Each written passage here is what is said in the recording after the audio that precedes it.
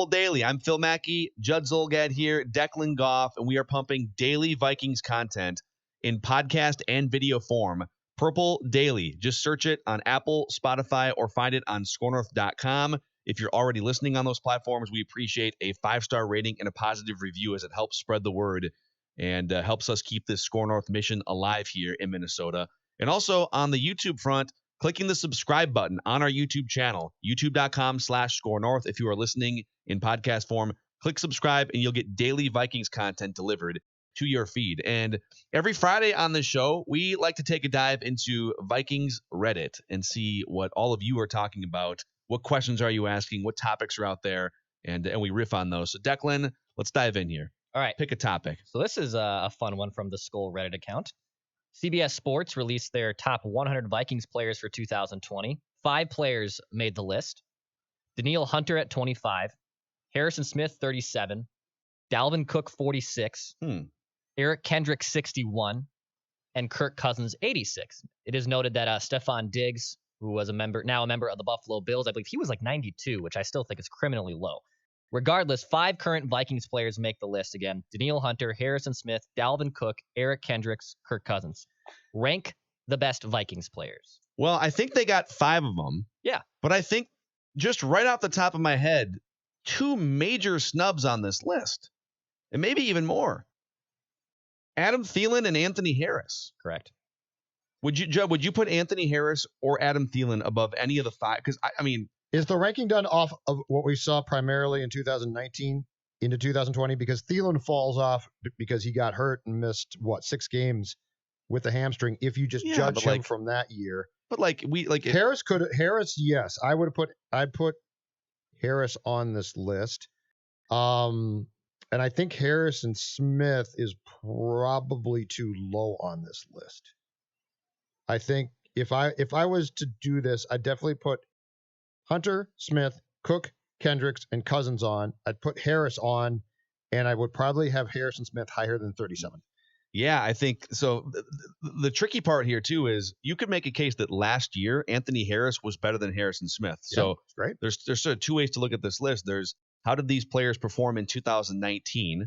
And in that case, I could see Adam Thielen clearly not being one of the top 100 because he missed so many games. But the list is just like verbatim, the CBS Sports top 100 player list for 2020. So it's what you would expect these players to do in 2020. And to not have, this is my beef with it. And maybe Declan, you can comb through and see, are there any other safeties on this list? Anthony Harris, by almost any measurement, was a top 3 safety in the NFL last year. So if there's only 2 other safeties, let's say it's Harrison Smith and one of the 2 dudes from Denver, okay? And those are the only 2 safeties on the list. All right, well, then they just weren't very safety friendly with their top 100 list, and I can live with that. But, Anthony Harris was one of the 2 or 3 best players at that position. Now, there's 32 teams, and so on average, only 3 players from each team are going to get on this list, and the Vikings have 5. So the Vikings have an above average number of players on CBS's top 100 list. But I think maybe the message that I'm getting at here is the fact that you could make a strong case for the Vikings to have 7 players on a top 100 list shows just how strong their roster might be. The only safety ahead of him was the Honey Badger at 34, and Harrison Smith was 37. Okay. So and maybe that's part of this conversation, which is, are we underrating the Vikings roster when we sit here and say, it kind of feels like a transition year and they're taking a step back because they lost all these defensive players and they've got 15 rookie draft picks that they're trying to get into the mix. It does kind of feel like a transition roster year in some ways, but the Vikings have a really top-heavy roster on defense. They've got a legendary potential Hall of Fame pass rusher in Danielle Hunter. They've got one of the best linebackers in the NFL in Eric Kendricks, and they've got 2 of the best safeties. And then offensively, Dalvin Cook, when healthy, is a top 3, top 5 running back. Kirk Cousins is, by many accounts, a top 10 quarterback. So is it possible that this roster, when you compare it to the rest of the league, and when you look at how many Vikings are on the CBS Sports top 100 list, maybe is a much more formidable roster than some signs would point to? It's definitely got some good players left. I think the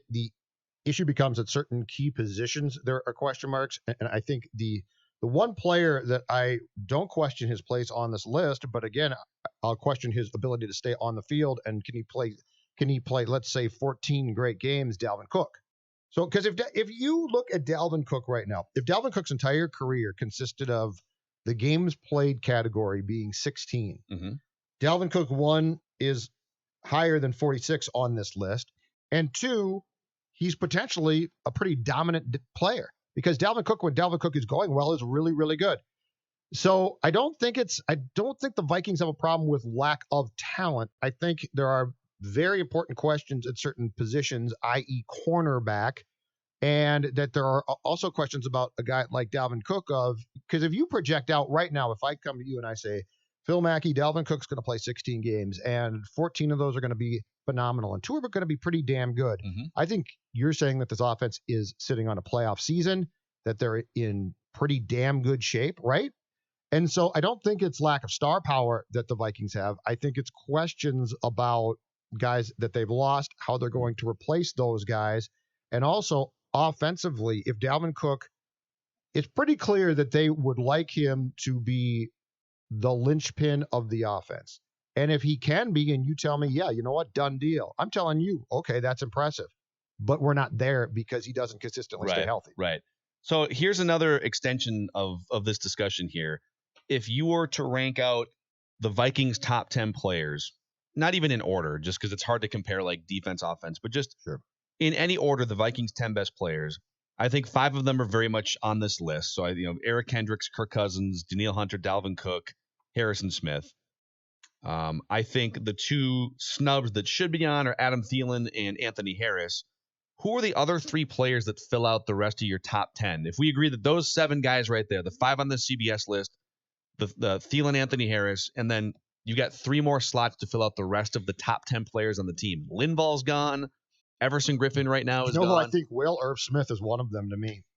In 2020? Yes. I think Irv Smith is going to. Because Rudolph might be on it now. Yeah, but if you were to ask me among ascending Vikings players, who do I think is going to play an absolutely key role in 2020, and who do I think was pretty darn good in 2019, Irv Smith qualifies. I think Irv Smith strikes me as the type of modern day tight end who you sort of get confused at times with the receiver because he's so athletic and the skill set is so high. Yeah. So I think projecting into 2020, I would put Irv Smith on that list. So I really like him. I love him too. He's not on that list as of 2019, but I think if given enough snaps and targets and all those things, I think this seems like the logical year where Irv Smith passes Kyle Rudolph, doesn't it? Yes.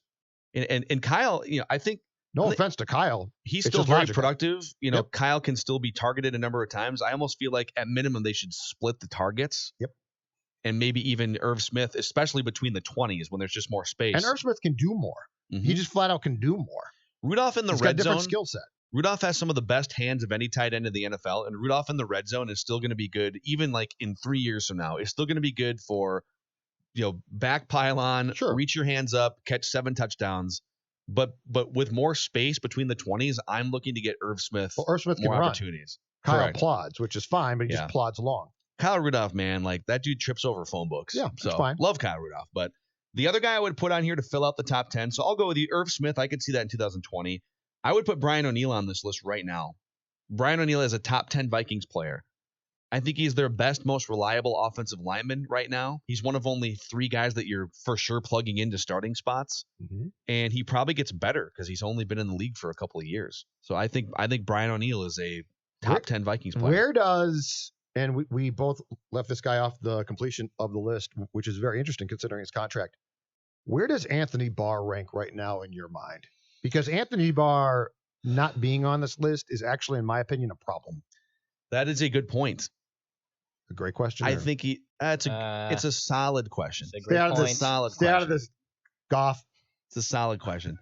PFF would grade it an above average question. Okay. All right. But we'll give you that much. Back to the point, sorry. Speaking of PFF, by the way, Pro Football Focus had Anthony Barr as pretty bad last year. Anthony Barr of the 26 Vikings that played at least one snap, and this isn't fair, defensive players. Actually, let's get rid of some of the offensive players who just like made a tackle on an interception or something.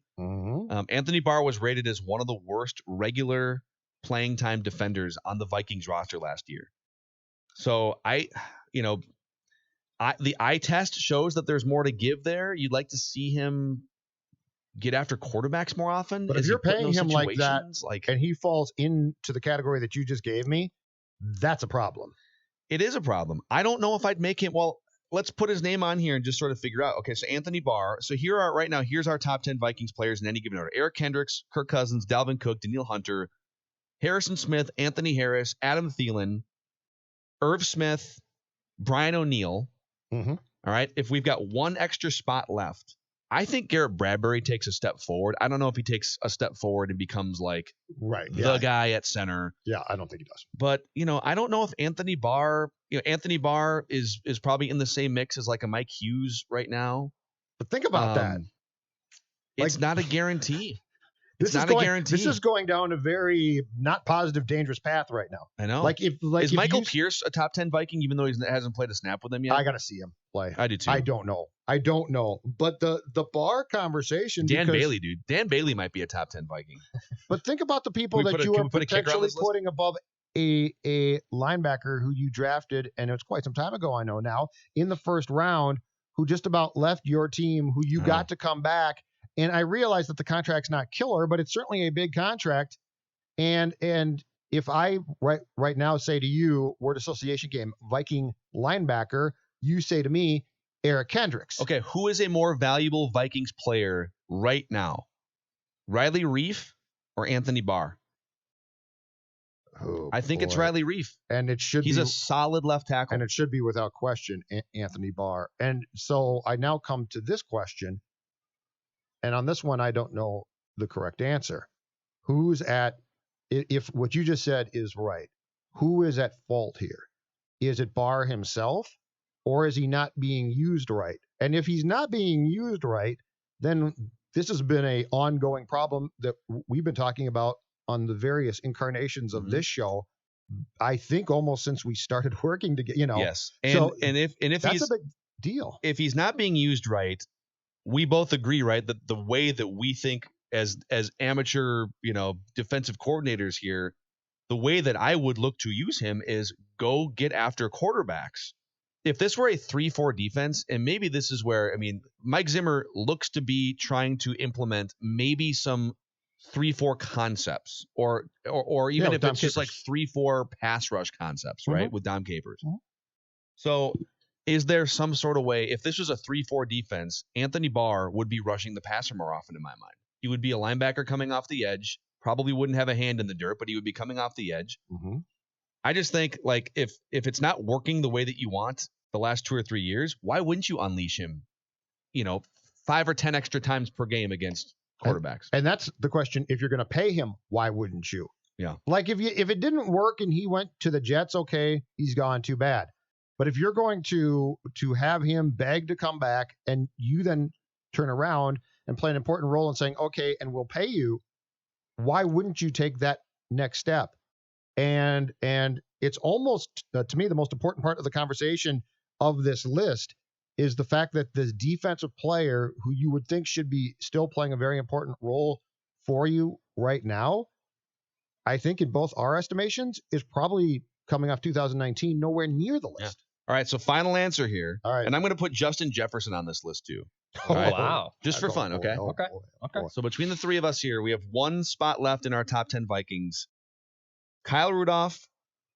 I'm going to leave Bradbury off. I brought his name up, but he was so bad last year. Justin Jefferson's played a game, man.